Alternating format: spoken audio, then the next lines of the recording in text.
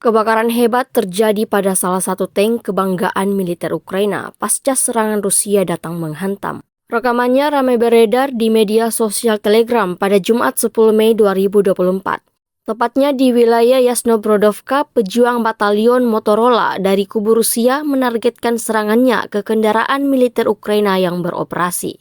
Mengandalkan drone FPV, kubu Rusia menyerang peralatan musuh yang menyebabkan ledakan dahsyat pada target, seperti yang terlihat dalam rekaman.